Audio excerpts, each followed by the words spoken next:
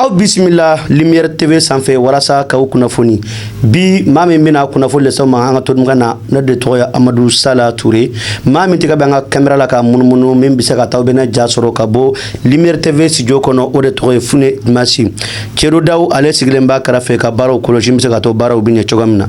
o hukumu kelen kɔnɔna na an bɛ don an ka kunnafoni kɔnɔ kunnafoni an b'a daminɛ ni lakana ko ye an ka jamana in kɔnɔna na n'i y'a ta k'a lajɛ a bɛ fɔ yɔrɔ min ma ko Interfleuve n'o o filɛ ni Masinakaw fɛ yen nɔ i bɛna ye k'a fɔ ko gɛlɛya kɔni o ba bi an ka malidenw ka minnu sigilen bɛ yen sabula n'i y'a ta k'a lajɛ yaalakɛlaw ni maa minnu bɛ yen nɔ k'u bɛ feerew ni sɛnɛw ni bagan maraw ni fɛn wɛrɛw kɛ tiɲɛ yɛrɛ la gɛlɛya b'a b'u da la maaw fɛ maa minnu ye groupes armés maaw ye maa minnu lakodɔnnen tɛ n'i y'a ta k'a lajɛ dugu fila bɛ yen maaw dɔw bɛ ka jira yɛrɛ k'a fɔ ko nin dugu saba plutôt maaw dɔw bɛ yen u bɛ ka jira k'a fɔ ko tiɲɛ yɛrɛ la k'u kɛra bɛn nin dugu saba in maaw kan i n'a fɔ Kara ka taa bila Kondo fo ka taa bila Kuɲa n'i y'a ta k'a lajɛ nin dugu ninnu u bɛ Masina cercle de la ko gɛlɛyaba b'u da la bi ni maa minnu bɛ wele ko hommes armés non identifiés n'i y'a ta k'a lajɛ o maa ninnu dɔw yɛrɛ ko gɛlɛya b'u da la hali u ka bɔ ka taa munumunu dugu wɛrɛ la n'i y'a ta k'a lajɛ malidenw u ka yɔrɔ in dɔw b'a fɔ u ka Interfleuve tiɲɛ yɛrɛ la gɛlɛya bɛ yen nɔ lakanako la fo k'a dɛmɛ tɛmɛ o kama population min bɛ yen nɔ sa olu bɛ ka wele bila hali sisan ka ɲɛmaaw ma k'u ka dɔ fara hali sisan lakana kan min bɛ ka kɛ jamana in kɔnɔ fan bɛɛ la n'i y'a ta k'a lajɛ an ka finitigiw bi su ni tile u bɛ ka a lajɛ n bɛ se ka to malidenw bɛɛ bɛ se ka lafiya u sigiyɔrɔ la wa wele kɔni a bɛ ka continuer ka bila u ma hali sisan u ka dɔ fara u ka cɛsiri n'u ka baara kan min bɛ se ka to malidenw bɛɛ bɛ se ka lakana k'u to u sigiyɔrɔ la n'an bɔra yen nɔ halisa an bɛ to an ka Mali kɔnɔna na n'o ye an ka jamana in ye an ka faamaw n'o ye an ka finitigiw ye ko n'i y'a ta k'a lajɛ Mali ani Algérie ni ɲɔgɔn cɛ yɔrɔ min bɛ dugu min bɛ wele ko Tinzawatène a ko ni a n'a mara la ni waati n'an ka finitigiw ka wulikajɔ bonyana yen kosɛbɛ sabula n'i y'a ta k'a lajɛ Kidali ta kɔfɛ maajugu ninnu taara u daga dɔ ye n'o de ye ka t'i sigi yen wa u kɛ sigili yɔrɔ in na a kɛra gɛlɛyaba ye min bɛ ɲɛsin population ma o de kama Mali ɲɛmaaw ka taa fara Mali finitigiw ka bɛɛ lajɛlen ni malidenw yɛrɛ u bɛɛ lajɛlen ɲɛ jɔyɔrɔ bɛ nin yɔrɔ in na n'i y'a ta k'a lajɛ malidenw ani Mali finitigiw ani Mali ɲɛmaaw olu bɛɛ lajɛlen bɛ ka mun de fɔ sisan mun de bɛ bɛɛ da mun de bɛɛ hakili bɛ mun de la Tinzawatène o de kama n'i y'a ta k'a lajɛ an ka finitigiw kɔni nin waati laban ninnu na diɲɛ don o don u bɛ tasuma bɔn maajugu ninnu kan u ka déplacement suyelen don u ka tagisegin suyelen don hali u bɛ taa dumuni san yɔrɔ min na u bɛ taa essence san yɔrɔ min na u bɛ taa gasoil san yɔrɔ min na nin bɛɛ lajɛlen jateminɛ don an ka finitigiw fɛ wa tasuma kɔni u bɛ ka a yɛlɛma u sanfɛ cogo min u bɛ ka yɛlɛma u sanfɛ ten o de kama maliden kelen kelen bɛɛ lajɛlen kelen bɛ k'u tigɛ di ɲɔgɔn ma ko ka dɛmɛ don Mali finitigiw ma dɔw bɛ bɔ u bɛ taa joli di kɛ dɔw bɛ bɔ u bɛ mobilisation kɛ dɔw bɛ duwawu kɛ wa dɔw fana bɛ yen nɔ u sigilen b'u ka so kɔnɔ u b'a ala deli min bɛ se ka to Mali finitigiw olu bɛ se ka se sɔrɔ o kama sa chef d'état-major général des armées du Mali ale kɔni y'a jira k'a fɔ ko bɛɛ lajɛlen k'u hakili to yɔrɔ la u k'u mabɔ nin yɔrɔ ninnu na kɛlɛ in bɛ ka kɛ yɔrɔ min na min bɛ se ka to Mali finitigiw bɛ se ka fɛɛrɛ k'u ka baara kɛ a kɛcogo ɲuman na min bɛ se ka to Mali lakana ko a bɛ se ka sabati n'an bɔra yen an bɛ hali sisan to an ka jamana in kɔnɔ Mali kɔnɔ n'i y'a ta k'a lajɛ a bɛ fɔ fɛn min ma ko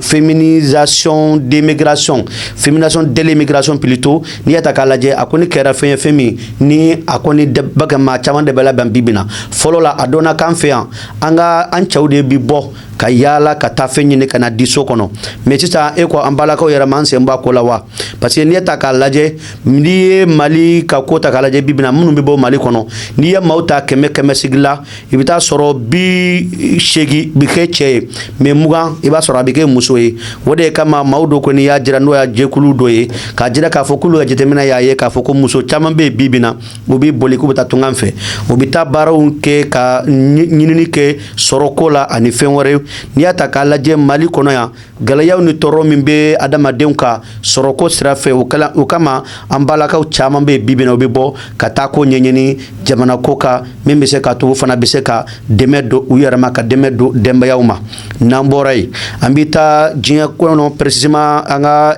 farafinna duguw kɔnɔ n'i y'a ta k'a lajɛ jɛkuluba dɔ bɛ diɲɛ a fɔ ko organisation ba dɔ bɛ diɲɛ kɔnɔ n'u b'a wele ko organisation mondiale de la santé a kɔni y'a jira k'a fɔ ko a bɛ fɔ bana jugu min ko la variole du singe ko a kɔni bɛ continent africain kɔnɔ ko jateminɛw y'a jira k'a fɔ ko 20,000 cas o tɛ ba 20 ye sa wa ko o kɔni bɛ farafinna wa nin continent in kan ko jateminɛw ni baaraw y'a jira k'a fɔ ko nin bana jugu in kɔni k'a bɛ ka fagaliw yɛrɛ kɛ o de kama sa OMS kɔni y'a jira k'a fɔ ko wulikajɔ ni baaraw bɛ ka kɛ min bɛ se k'a to bɛɛ bɛ se ka fura sɔrɔ wa a bɛ fɔ fɛn dɔ ma ko le traitement de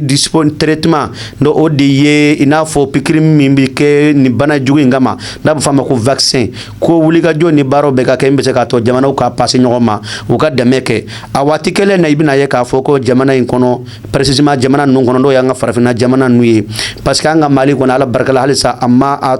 mɛn fɔlɔ k'a dɔ b'an fɛ yan ala kana ala sanfɛ yan fewu n'i y'a ta k'a lajɛ an ka kɛrɛfɛ jamana kɔnɔ a bɛ yen a bɛ Côte d'Ivoire a bɛ Burkina Faso o de kama sa Mali finitigiw je vais dire Mali finitigiw ka musoba dɔ bɛ yen ni ale de ye Madame Jawara Assane Badialo Touré ale kɔni de ministre de la santé an ka jamana kɔnɔ ni musoba in kɔni a y'a jira k'a fɔ ko a t'an fɛ yan dɛ mais wulikajɔ ni baaraw bɛ kɛ min bɛ se ka to dɛmɛ ani dɛmɛ bɛ se ka don malidenw ma min bɛ se ka to an bɛ kisi ni bana jugu in tɔɔrɔ ma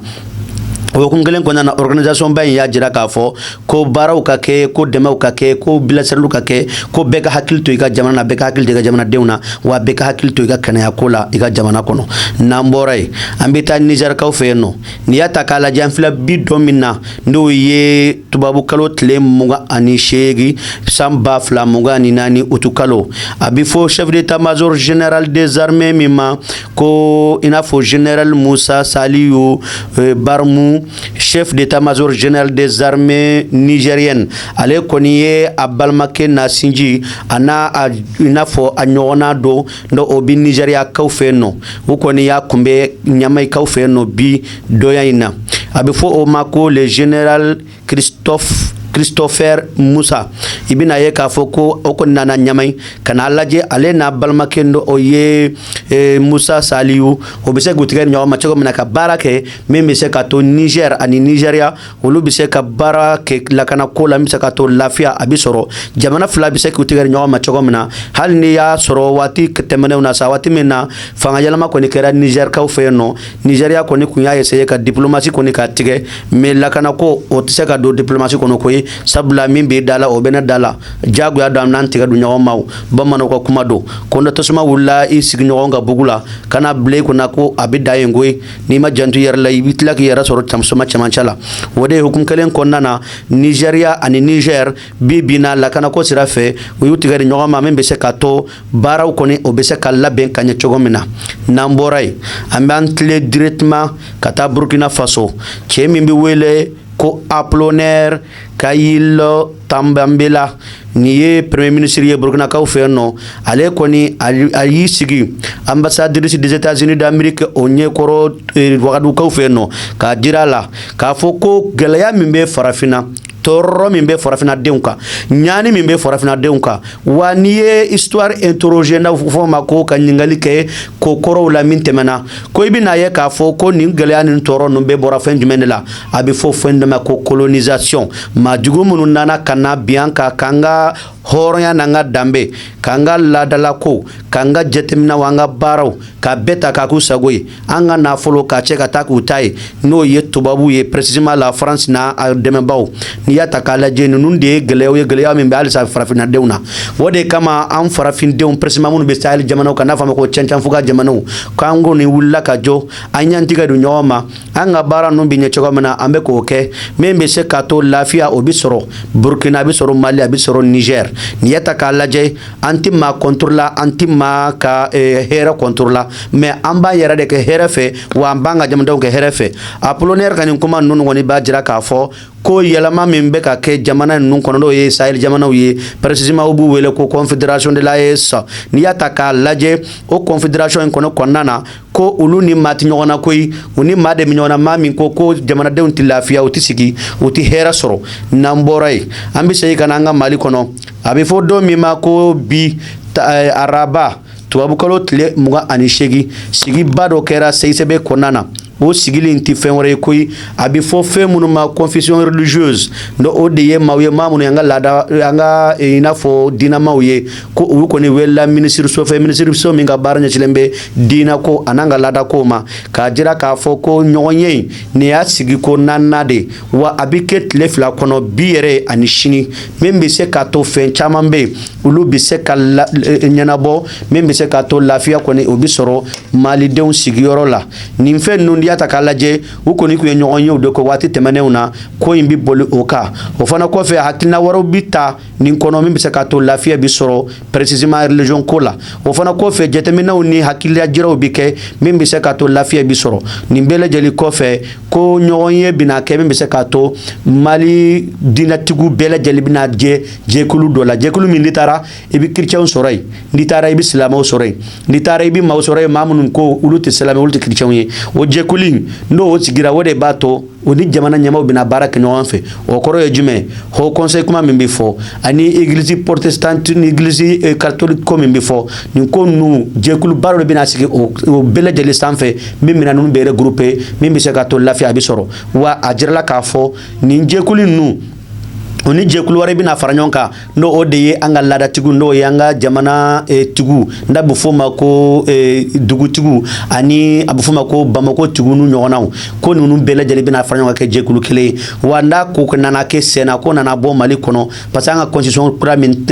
temana amame ko ni bele jeli kanga jira ka foko ni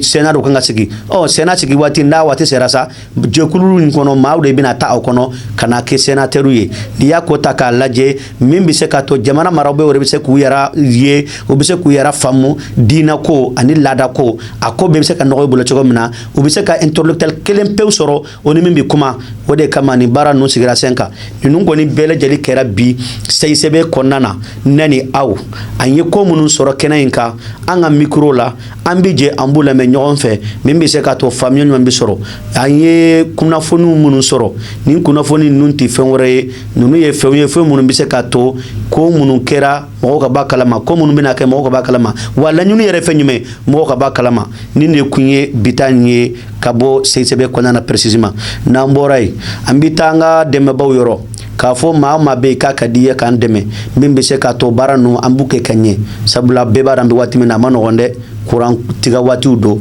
wa galaya waro be wa niyata ka laje presi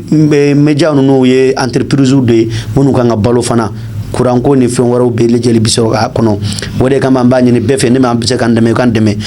andeme ba munu bambulo sambufo Fatuma Tanyan Batuli muso ba min ya chesri ko mali dewti kongo ti minogo ko mali dewti nogo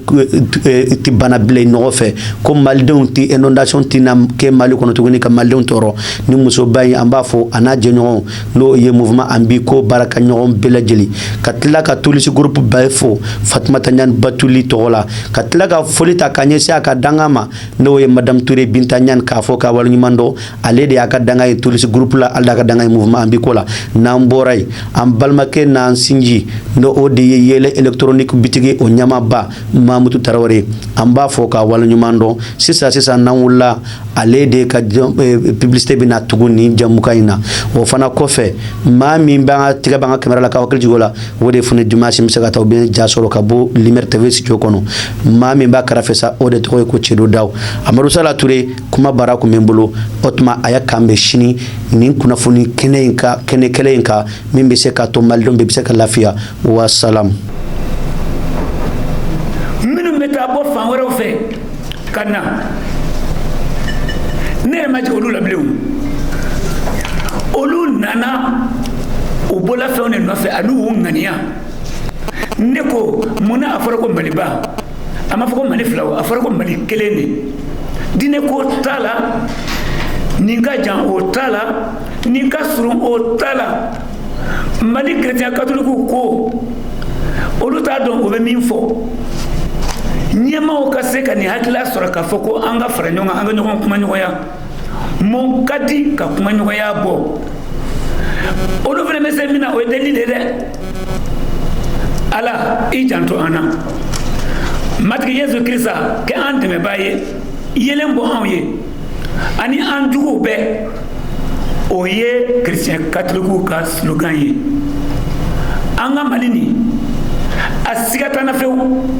ala tan labla na ma ere labla ima andala jele so ni mona yawa ngo birigi de kelen no gajo ni bela jele ya ka birigi ta kana fara nyonga andron ame kundu rosoro ma fe ka mfo min be min fe kana ke kere kuma yi afo jama ka me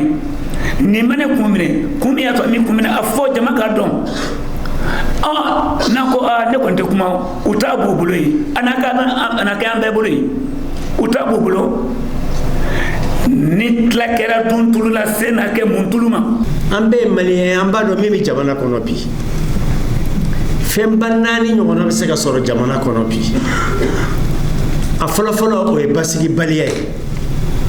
mali chamancela ani mali norla jugu so kono jugu ani kenema jugu ulu farala nyonga sisa folo la jugu ki so kono jugu doronde na mina na faraka sawe kenema jugu kan kele kan dambe bwana kan ga basigi halaki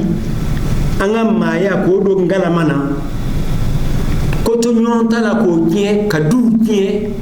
ka sigi nyoya tie ka jamana ke bolongola ngolo blaleti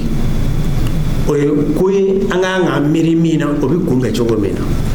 so kono jugu ani kenema jugu dina mo jore juma wulu kumbelila mano ni ngaba mananga befa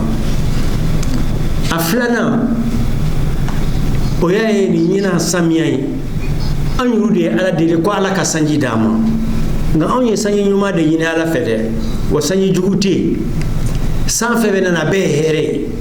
kadaka samiya ka tieni ke o kafsa jai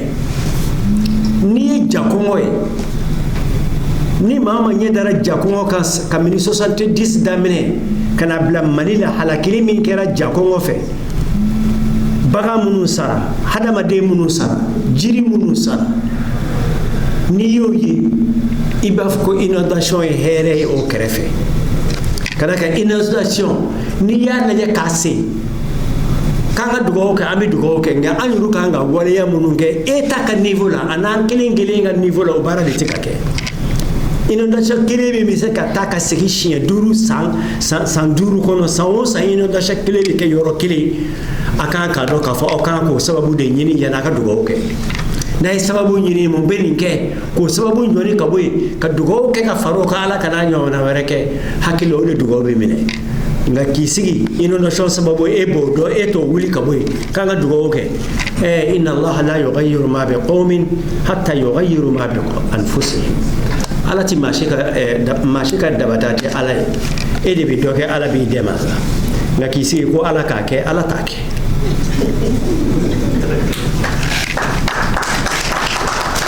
kuma sabana yeminye